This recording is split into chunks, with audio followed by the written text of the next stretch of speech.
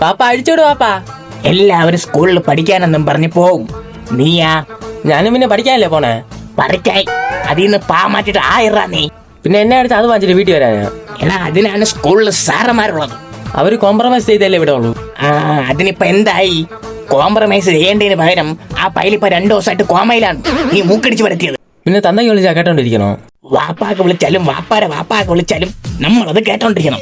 എല്ലാം പഠിച്ചോൻ കൊടുത്തോളൂ. പഠിച്ചോനെ പിന്നെ അതില്ലേ ജോലി. പാപ്പ നമ്മൾ കൊടുക്കാൻ നമ്മളതിനെ കൊടുക്കണം.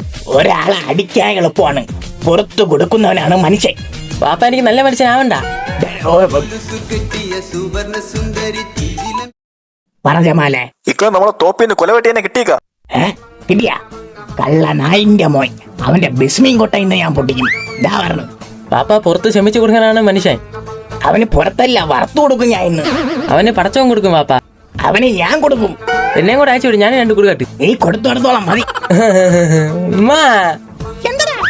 കൊലമോട്ടിച്ചവന് കിട്ടിയെന്ന്. ഓ കിട്ടി, അയച്ചുവിടുവാ. പോ എനിക്ക് 10 നൈറ്റി എടുക്കണ്ട പൈസ കള്ള കൊലയാടി കൊണ്ടുപോയി.